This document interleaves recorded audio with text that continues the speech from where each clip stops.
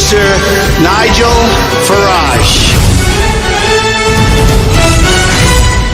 Thank you, Donald, and good evening, everybody. The European Research Group. This is the group of Eurosceptic Tory backbench MPs, headed, of course, by one certain Jacob Rees-Mogg, and they are becoming a part of our daily political lives. Forever, ever holding conferences, get-togethers, some of them in public, some of them in private, and last night, 50 of their members, they have about 60 in all, 50 of their members met, chaired by Steve Baker, former Brexit minister who resigned, and, to be fair, the very senior members, the Ian Duncan Smiths of this world, the David Davises, the Rees-Moggs were not in the room, but still, 50 Tory MPs met last night to discuss what's to happen with the leader of the Conservative Party, the Prime Minister, Theresa May. And Robert Peston of ITV has a really remarkable account. Some of the feedback he got included, everyone I know says she has to go. She's a disaster. This can't go on.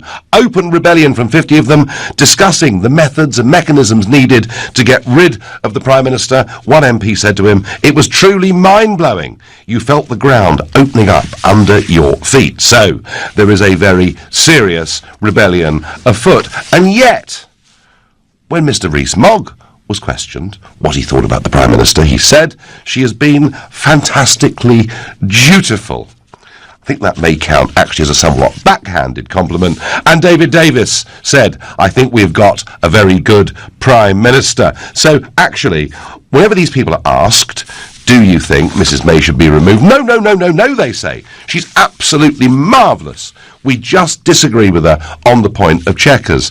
Let me tell you something. What these people are saying in public and what they're saying in private are two very different things indeed. I know that for a fact. But nobody wants to be seen to be the person wielding the knife. Indeed, Boris, in his resignation speech in July, had the opportunity to trigger a leadership challenge against the Prime Minister. He declined to do so. Is she the right person to lead the Conservative Party and lead us through Brexit? I have always thought the answer to that is no, right from day one. But if she chucks Chequers, and if she goes for a Canada-style free trade deal, she will survive. If she sticks with Chequers, my guess is she'll go. The trouble is, if you're a committed Brexiteer, if you get rid of the Prime Minister at the end of this month and trigger a leadership election, what time is there going to be to actually negotiate a Brexit deal to meet the deadline of March the 29th? I think their indecision, these people, has actually put them in a bit of a pickle. So I think she's the wrong person, but I think she can survive. What do you think, folks? Is she the right person to stay as leader? Maybe you think we need her for stability. In which case, call 0345 6060 973, or maybe you think actually to get a real Brexit, it'll never happen with that woman in number 10, in which case text to 84850 and tell me, if she was to go, who'd you like to see in her place? Let me know. Tweet using the hashtag Farage and LBC, at LBC, and of course watch us on Facebook, comment there too. I'm here in the EU Parliament, where today we've heard from Mr. Juncker, and there's been a big vote on Hungary, and wow, the grip is getting tighter from Brussels on Hungary. More of that later. But come on, tell me, is she the right person to stay as leader? Are these 50 MPs who are plotting, are they right to want to replace her? If they're right, why are they so cowardly and not saying it in public? Let's try and find the answer by asking Audrey in Southend-on-Sea. Audrey, good evening. Hello there, Nigel. No, she's not the right person. I used to believe she was, but not anymore. I think she's sold us down in Brexit all the way along. She's gone cap in hand to every country begging for deals, when she should have just stood up to them and said, enough's enough, we're going. Audrey, did you vote for her in the general election last year? Yes. You did? Right, so... Well, I'll be honest with you, I used to nickname her Maggie May, because I did think she was actually another Maggie. Oh, Audrey, you really were taken in, weren't you? I was, wasn't I? Yeah, you really were done over on that one, I'm afraid. I did, didn't I? But here's the problem, Audrey. Here's the problem. Okay, right, you're clearly a Eurosceptic. You believed it, Brexit means Brexit and all the things she said. But here's the problem, Audrey. If they get rid of her now, do you see my point? That it won't be a bad idea.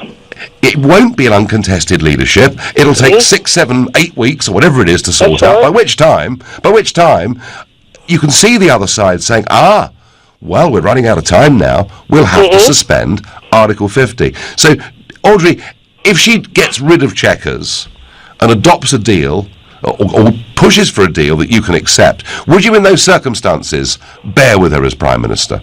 I'd really bear with her because I know that it will delay what's already been delayed for so many. It's a right old mess, Audrey, isn't it? Audrey, thank you. I'm going to move on to Charlotte in the Forest of Dean. Charlotte, tell me, is she the right person to be Prime Minister? No, she's never been the right person to be Prime Minister, Nigel. Well, that's my view too. Yeah, I mean, I think for the first few months after she took over, we were hopeful, as anyone would be, I think, considering the mess everything was in. But unfortunately, she's capitulated again and again to the European Union. She's deliberately gone against the wishes of the Brexiters. And I think really she's led the Conservative Party into a real heap of trouble, because who the hell is going to vote for them in the state that they're currently in? And to me, that's UKIP's game if they play the cards right.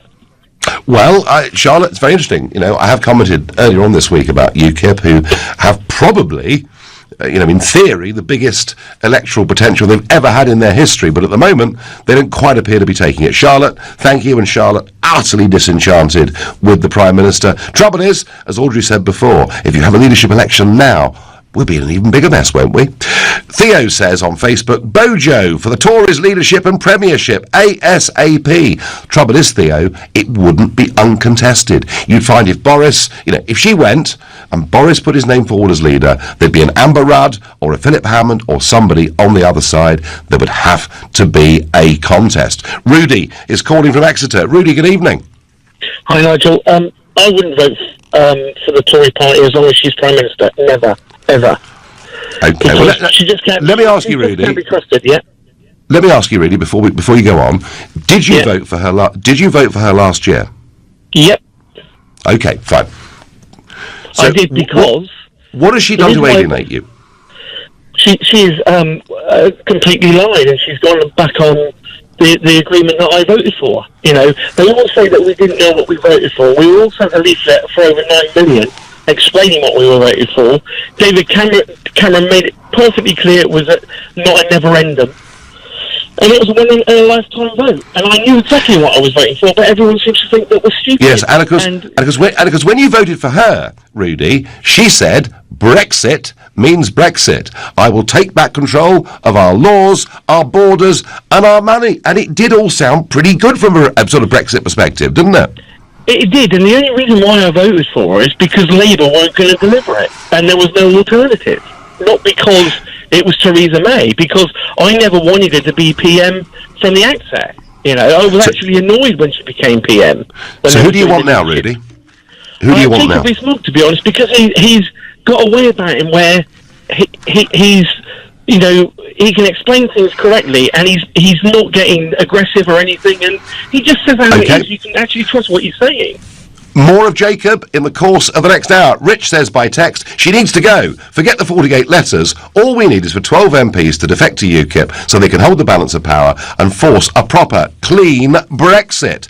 Well, that may be true, but then the Labour Party may do some funny things as well. You never know with parliamentary numbers. John on Facebook says, the alternatives are a lunatic going through a divorce and a man who can't count and just makes numbers up. Yeah, best of a bad bunch. John says, was she ever the right person? No, John, she was never the right person. She was always an establishment remainer and not the person to take over at a time when the public had said, can you please turn around the ship of state by 180 degrees? To do that, you had to believe. That's my view. Alistair is a new caller from Northampton. Alistair, 50 Tory MPs in a room plotting to get rid of the Prime Minister. Are they doing the right thing? Hello, Nigel. First-time caller, but long-time follower of your politics. So it's a pleasure to be able to speak to you. Thank you. I think you made a very valid point before when you noted that a leadership contest now would essentially render the March 2019 date for leaving impossible. Yeah. So I think in a perfect world, we would replace Theresa May, because you've said for a long time, she is a Remainer at heart. She doesn't have the best idea of Brexit in her mind because she doesn't truly believe in it. But I think what's currently happening with the European Research Group and the other entities within the Conservative Party that are now essentially forcing her hand and making the Chequers Agreement untenable, I think that is the best of both worlds, because I think she is essentially going to be forced into agreeing a deal that will be voted for within a party which clearly isn't Chequers and clearly is potentially one that's more based on a Canadian free trade style agreement. So I think, fingers crossed, we will potentially see something Alistair, that does come about. Alistair, I have been really against her, for well over a year now. I believe she's been very dishonest, frankly, duplicitous, frankly, with the British public, particularly of a general election, saying, vote for me and I'll do these things. But I'm kind of with you.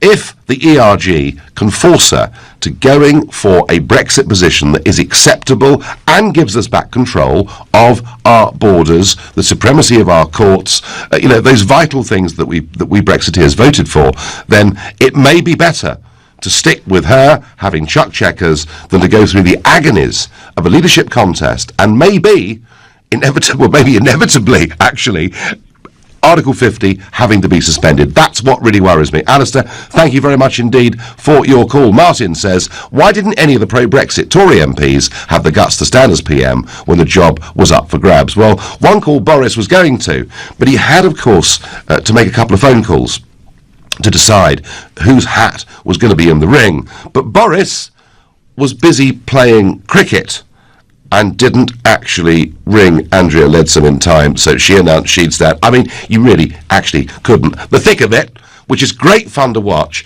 it's got nothing on Tory party politics. You're listening to the Nigel Farage Show. It's exclusively on LBC. It's now 6:15.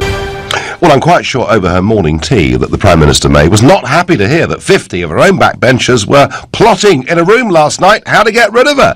None of them with even an ounce of apology in what they were saying. Real, open rebellion. So I guess as she went in today to Prime Minister's questions, the one thing she had to do was show that she can be really tough. Conservative MP Chris Philp asked the Prime Minister during PMQs about the divorce payment and the final deal. When it comes to Brexit, the joint statement of the 8th of December last year said that nothing is agreed until everything is agreed. Does the Prime Minister agree that this means the payment of the £39 billion exit payment and the Northern Irish backstop are dependent on agreeing satisfactory final state trade arrangements? I say Prime Minister that we're very clear that we need to have a link between the future relationship and the withdrawal agreement. But we are a country that honours our obligations. We believe in the rule of law and therefore we believe in abiding by our legal obligations. However, my honourable friend is right that the specific offer was made in the spirit of our desire to reach a deal with the European Union and on the basis, as the EU themselves have said, that nothing is agreed until everything is agreed. Without a deal, the position changes. Oh, gosh, maybe that's the tough Mrs May. Maybe we're back to Brexit means Brexit and taking back control of our money, laws and borders rather than regulatory alignments and transition periods and everything else. She was trying to be tough, but you know what, folks? Wasn't really that tough, was it? I don't think that would have actually convinced any of the 50 last night who met and were plotting, but their problem is they're running out of time. Their problem is that if Boris had wielded the knife back in July, this leadership contest could have taken place during the month of August. They didn't have the bottle to do it, or perhaps they didn't think actually they had the numbers to win. I don't know. Is she the right person to stay on as Prime Minister? Peter in Wimbledon is a regular caller to this show. Good evening, Peter. Good evening to you, Nigel. I think even by your standards, you have to admit that the country is in an utter mess. And then the reason we are where we are is purely because of Tory infighting. And that infighting started when they decided to steal your votes, actually, and Tory were eager to get UK voters to vote for Tories. That's why we end up with Brexit as it is. And you guys, by conning and lying to the public, managed to win their vote. Oh, dear. What about the lies they told, Peter? What about 50 years of lies? Just a common market, don't worry your little heads, it'll all be fine. Oh, dear, it's now a political union. When it comes to lying, even if and I'm not sure I accept they did, but even if the Leave camp made some mistakes, the other side have been doing it for 50 years. You are right in one way, Peter. The Tories have a problem over Brexit. The Tories have a problem over the European Union. It started back in 1961 when Macmillan first made the application to join the common market. In 1974, Conservative MP Enoch Powell stood down and said vote Labour. So this has been going on, this split, this fault line, for longer than I've been alive. And it's there and ever present. But, Peter, you're on the other side of the argument. But, I mean, presumably, as somebody that's a Remainer, you'd like Mrs May to stay, wouldn't you, really? Well, in my opinion, it's damage limitation. And the thing is that if only you guys had the guts to tell the British public, look, guys, you are going to be worse off. How much are you going to be worse off? For how long? Because there is this big riddle, Nigel, you're aware of. You never talk about that. You talked about some imaginary immigration and so on, Syrian refugees going to Hungary and so on. But you never talk about issues of Irish border, how it's going to have a conflict with the Good Friday Agreement. You never talk about... there is no conflict with the Good Friday Agreement, and nobody mentioned that during the referendum at all, but Monsieur Barnier very cleverly plucked that out and made it an issue. Peter, all I've ever told people is they are going to be independent. They are going to be free. They're going to live in a proper democracy, and we'll be able to control our borders, choose our own relationships around the rest of the world. What's wrong with that? Well, the fact of the matter is, Nigel, we have everything you just listed. You just you put in people's minds that we are not sovereign. For some reasons, we have no control over our borders, and you know exactly that we do. We do control all of our borders. We're out of Schengen. Do you know, Peter? And we control immigration because there is European Union directive. I sat today within a few feet of Mr. Juncker giving his last State of the Union speech, where he talked again and again and again about a sovereign Europe, that sovereignty must be exercised at a European level, not at a nation-state level. Peter, you and I are never, ever, ever going to agree, but I'm pleased that you keep on calling. Martin on Facebook says, Theresa May has misled the public. She said Brexit means Brexit, but behind the scenes she was colluding to prepare a proposal that means we have a common rule book, which is worse than we have now with the EU. She's just looking after her own premiership. Well, so far, Martin, she is somehow, miraculously, actually surviving. Mark says the bottom line is Theresa May should have gone before Christmas. It is now too late. And in many ways, Mark, in many ways it is too late. But if she sticks with Chequers, she will be gone, because Chequers is just unacceptable to those members of the ERG, certainly unacceptable to me. Let's go to Bath and talk to Stuart. Stuart, does she stay on as Tory leader? I think it might be quite disruptive to the whole process if she leaves now, mate. Yep. Well, disruptive, but that rather depends, Stuart, if you think the process is going in the right direction, doesn't it? Yeah, the thing is, Nigel, I mean, I'd probably consider myself on exactly the same end of the political spectrum as yourself.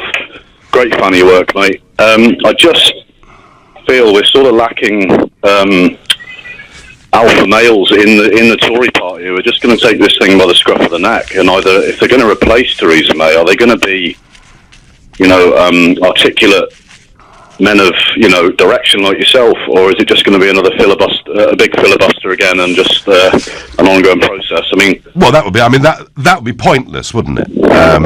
Utterly pointless. But Stuart, my contention is, if she absolutely sticks with the Chequers plan, she will be gone. So what I think she'll do is she'll shift. Yeah, the thing is, it's like someone pointed out the other day. In theory, she's a Remainer.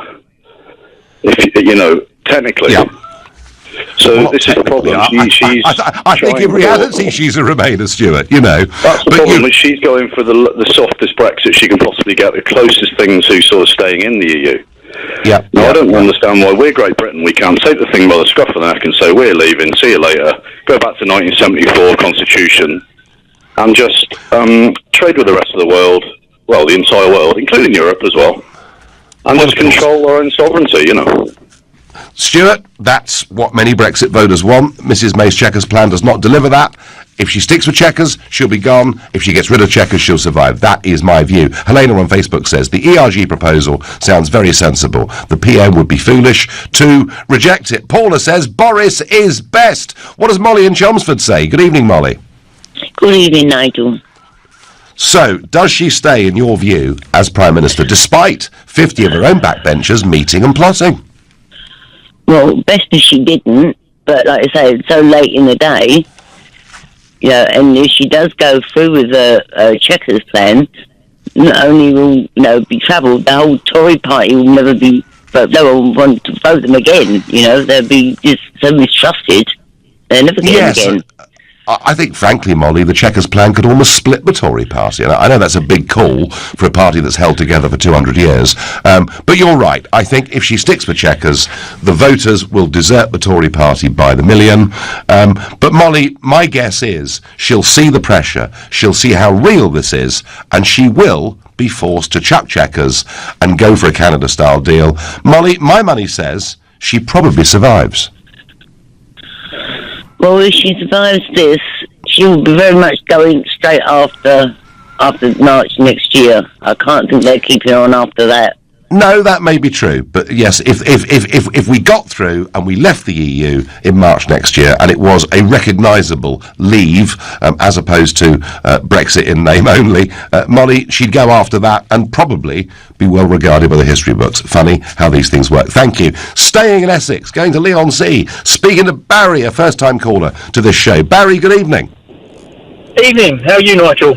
I'm all right. So, what should they do? Should they politically knife her, or should they stick with her and just get her to drop Chequers? If she, like a lot of people said, if she drops Chequers, yes. But the worrying thing is, if she sticks with Chequers, and there is a leadership challenge, you get the feeling that, like, if they do suspend Article 50, that then the Remainers will come to the fore again and go, oh, we should have a second referendum. This is all, and it'll go on that way. It'll go down that route again. We'll start kicking off a second referendum.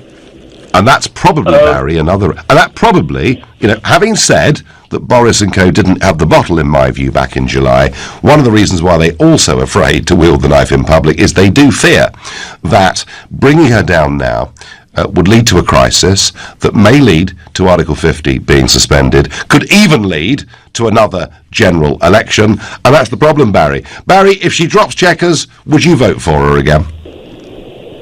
If she drops Chequers and she stands by what she said when they want to vote for her, then yes. But in her present guise, no, definitely not. Do you feel a bit let down, Barry? Yeah, massive. The way she's going, she's sold us down the river massively on everything at the moment. So, right. The other thing she sold us down the Thames Estuary. Barry, I've run out of time. Lovely to hear from you. You're listening to the Nigel Farage Show, exclusive on LBC. It is now 6:30 and conspirators gather in Westminster to get rid of Prime Minister May, but nobody really dares break out in public, and they all fear, actually, if they get rid of her, it's going to lead to a hell of a leadership contest, and maybe even the suspension of Article 50, the very thing they want to happen. So she survives for the moment, but she needs, they say, to chuck Chequers, and I think on that point, they probably mean it. Now, today here in Strasbourg, Jean-Claude Juncker, European Commission President, was giving his last State of the Union speech, and he had some interesting things to say about the European Union and indeed about Brexit as well. Here he was talking about the single market. First of all, we respect, of course, the British decision to leave our union. But we also ask the British government to understand that someone who leaves the union cannot be in the same privileged position as a member state. If you leave the union, you are, of course, no longer part of our single market, and certainly not only in parts of it. Yes, Mr. Juncker, I agree 100%. Isn't it weird? We've spent as a country decades trying to opt out of bits of the European Union. Now we've voted to leave. The Prime Minister has been trying to opt us back into bits of it. So I was with Juncker on that completely. He then went on to talk about the Irish border. The European Commission, this Parliament, and all other member states will always show loyalty and solidarity with Ireland when it comes to the Irish border. This is why we want to find a creative solution that prevents a hard border in Northern Ireland. Well, if we get a free trade deal, of course, there'll be no problem at all. And then he talked about the real meat, the substance of his speech today. And this speech today was entitled The Hour of European Sovereignty. Here he was talking about more border guards. We're putting forward a proposal today to strengthen the European border and coast guard. External borders must be protected more effectively, so we're proposing that the number of border agencies from the finance from the European budget by 2020 will be 10,000. We're making a proposal to extend the European Refugee Agency. They need support when it comes to processing asylum applications in line with the Geneva Convention. We're making a proposal for the return of illegal migrants. So basically setting up a federal border agency, the European Union, to police external borders, and he's very insistent actually that whilst they did that, all internal borders had to be removed. Here was my reaction to the Hour of European Sovereignty speech. Well, he's painting a Europe where everything's going swimmingly, it's wonderful, they're going to centralise more deeply, there's going to be a new federal border guard with 10,000 more people, foreign policy will be without veto, reconfirmation of the European army, power, power, power, power. No acknowledgement at all since his last speech of the Italian elections, the populist wave, the massive changes that are taking place. On Brexit, actually, he was reasonably positive. I mean, he's saying what a lot of them are now saying, let's just have a trade deal. You know, you voted to leave, you can't stay part of the single market, all of which makes me wonder why Mrs May wants to opt back into things. I do actually think, in some ways, if we have the right kind of British leadership, if they know we're prepared to leave on WTO rules, but would like to have a Canada Plus style trade deal, for the first time in this process, actually, I think they want to do it, and I think the pressure on Juncker and others from German and French businesses is massive to get something done. Yeah, I do feel more positive. I do think German industry particularly is saying, come on, crack on, let's get something done. So the mood here is a little bit more positive towards the Brits. But no, strange speech. You know, got to get rid of all borders, apart from external borders where we need 10,000 more people. Oh, and patriotism at a nation-state level is dangerous, is nationalistic, is xenophobic and probably racist too. But patriotism at a European level is a noble and fine thing. I still can't work it all out.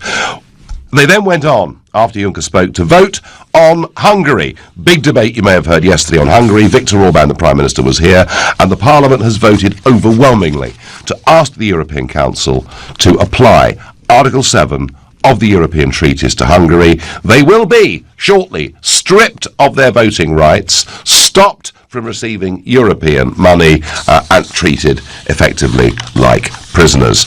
And I have to say, all that will do is stoke yet further Euroscepticism, demands not to be part of this club, and further comparisons with the Soviet Union, which now the Hungarian Prime Minister is making. So none of that's going to help. Back to Mrs May. Does she survive? 50 plotters in a room, all talking about getting rid of her, but very few people breaking into the public. Time, I think, is running out, but she must chuck checkers. That's my contention. Tony is calling from Fulham. Good evening, Tony.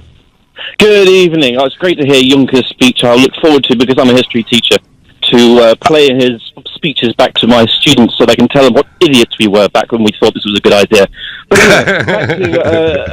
anyway, the Conservative Party is just far too big. It has been for far too long. And I thought after Cameron left that this is it, then the Conservative Party is going to split, and I think that's great. We need more parties in this country. But Theresa May has done a fantastic job with keeping the party together by, through the skin of her teeth, I think. But and I think that's the problem. I think everyone really realises in the sort of top parts of the Conservative Party, as soon as she goes, really, then the inevitable split of the Conservative Party will take place. And I think Theresa May is doing her damnedest to try and make sure that when she does go, and she will have to go eventually, that whoever takes her place, the possibility might be lessened. But I just think it's almost inevitable, really. Tony, isn't the truth of it that if we had an electoral system where parties got seats relative to the number of votes they got, the Tory party would split tonight? Oh, for sure. No, the system's been with them for so long, but I think on a matter of principle, I think we almost had it with Maastricht, but they sort of put their principles aside for it. But I think with this one, because we actually had the votes, it actually has gone through, I think is the different circumstances, and I think on principle, and you're seeing it now. You didn't have a Jacob Rees-Mogg back then. You had Bill Cash, who, bless him, did his best, but never really went through with it. And I think the daggers are far too long now. And I think that media is as it is, and I think we're more clued up. And I think the Conservative Party is to the fact that the public know exactly what's going on.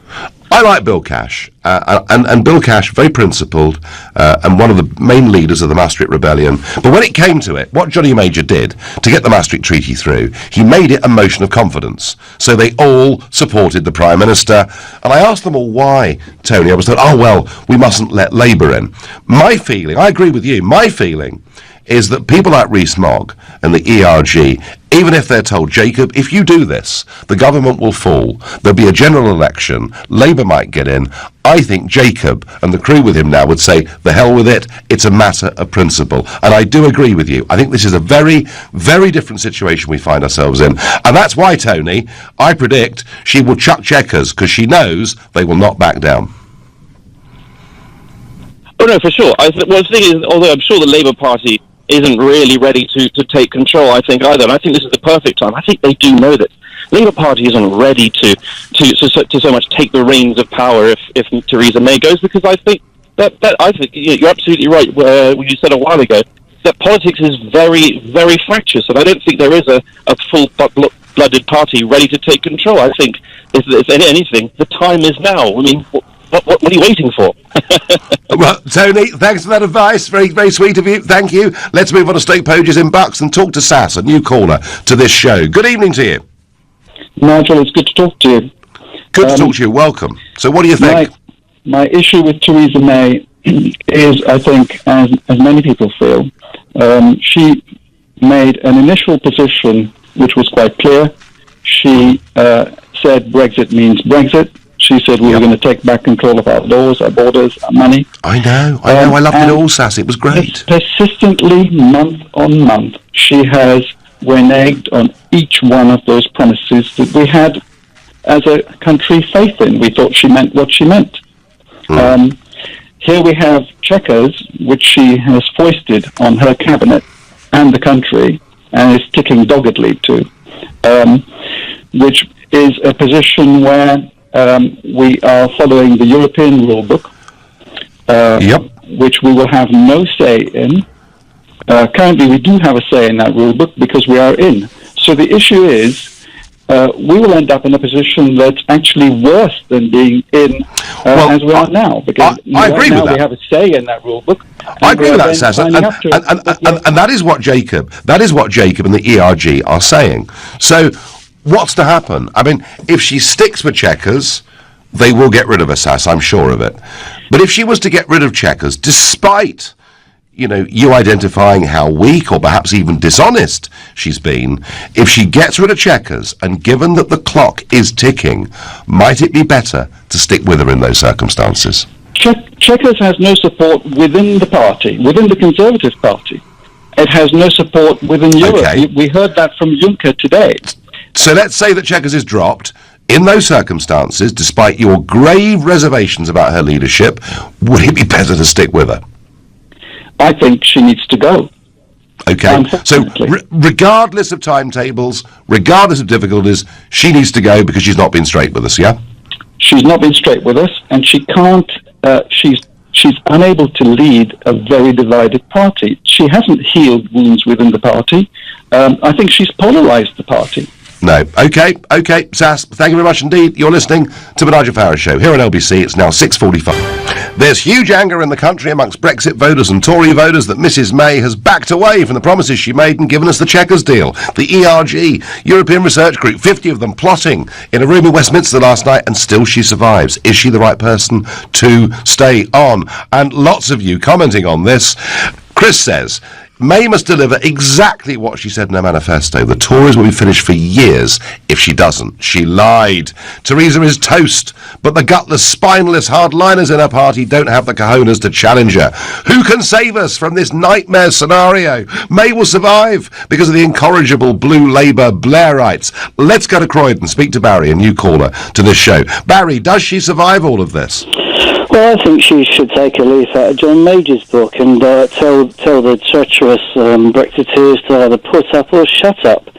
They clearly have the numbers, and they only need 48 of them to trigger a Tory leadership election. But I think that's what she should do. She's obviously got a very thick skin, because a lot of people would have tired of them by now, all the backbiting going on, and it's she would have horrible, pulled a leadership election already. But Barry, that's what they want. Go for it. Let's have a leadership election. Put the whole timetable on hold. And settle it for one for all. I think the Tories would then, the more sensible Tories would gather round her and defeat the treacherous Brexiteers. And she Barry, twice you've done that, right? Twice you've called them treacherous. If they were sitting in my seat now, if Jacob was sitting in my seat now, he'd say, good Lord, no. Far from treacherous, all we're asking the Prime Minister to do is to honour not just the referendum result, but the manifesto upon which you were elected last year. That, Barry, let me put it to you, that is not treachery. Many people, because how can you have one arrangement for goods and a separate one for services? I mean, if you're doing if one of the train companies over here is doing a 30-year deal to buy 100 new trains, it's going to come with a 30-year service agreement. So how can you separate the train from the service agreement? It doesn't make sense. It's stupid, and there's many other examples of that. But on the Northern Ireland border, it's not been settled. They say that we could have a similar arrangement to Norway, Sweden. Well, that's not the case, because Norway's in the European Free Trade Area, Sweden's in the EU. We would be a different situation in Ulster. You'd have you don't in Barry, you don't have the Good Friday Agreement. So how are you going? Barry, if we have a free trade deal, there'll be no difficulties at all with the Northern Ireland border. If we don't have a free trade deal, there will be issues with tariffs. But hey, already we've got different currencies, different tax rates, and all the rest of it. All right, Barry, you've made your point. Barry says, face them up like John Major did. John says, she cannot motivate, communicate. She lacks good judgment. She's worse than John Major. Gosh. If Boris and Mog, Nick says, join forces, they can get at least 17.4 million votes at the next general election. They will walk it. Do you really honestly think, Nick, that the 5 million Brexit voters who then voted for Corbyn are going to vote for two old Etonians? Maybe. I'm not sure they all will. Hey, another new caller is Simon in Westminster. Good evening, Simon. Good evening, Nigel. We need to get out of the EU, and we need a leader who can get a motion through Parliament and through the EU. Today we had David Davis coming on board. He's the previous Secretary of State for getting out, and he was the most likely person to come up with some ideas around which most people could gather so that a decent motion could get through Parliament and get through the EU. But you're not running your programme tonight on that, because it didn't even have legs. So we're really in a situation whereby... Well, I have asked, Simon. I have asked. I have asked for people to give their alternative views. I mean, are you, Simon? Are you saying that you think David Davis, given his age and seniority, could be a good person to steer the ship through the next 6-12 months? It's not his age and his experience. He's actually been in the government with Boris, looking at all the details, all the documents, to come up with something tangible to oppose Chequers. Why the hell hasn't he? Where is this alternative deal? If they're going to get it through Parliament and going to get it through the EU, Davis and Boris should have been the two people who could have done that. They were right there at the coalface. They've got themselves out, and what have they come up with? Sweet FA.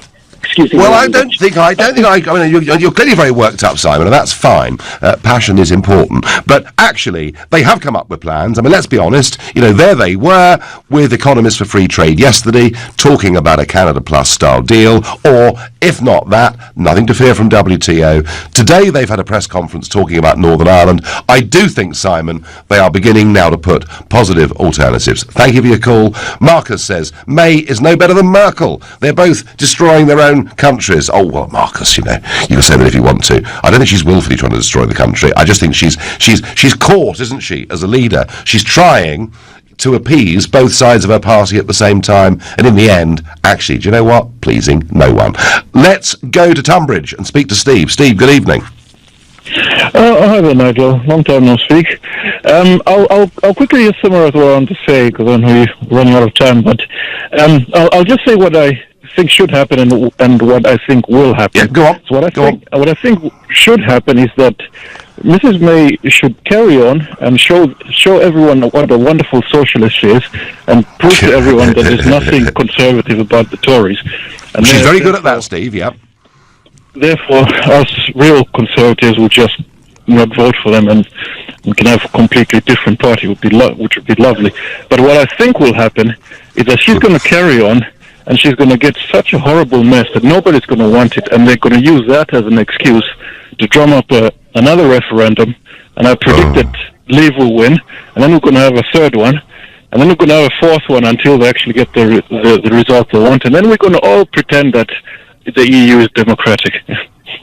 Well, if I have to say, Steve, I don't think that's going to play out, but if we had endless referendums, I think any public confidence and belief in our governing system would disappear totally. But I do take your point that to many voters like you, who consider themselves real conservatives, she does not tick that box. Thank you. My last caller tonight on this subject is Adam in Southampton. Good evening, Adam. Good evening, Nigel. Pleasure to speak to you. Very quickly, can we have an interview with Mr. May? Can we broaden the whole question of what's going on and see what he thinks about things? Because if I've had together as a kind of unit. I've had some theories on this show, with a lot of callers thinking that Mr. May is a very powerful influence. I have no idea, Adam, whether that's true or not. Yes.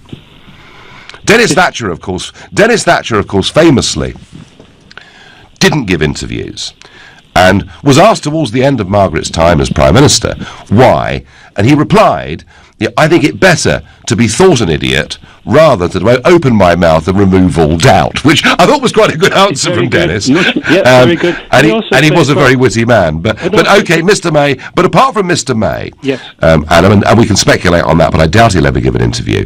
Do you think she's going to survive as Tory leader?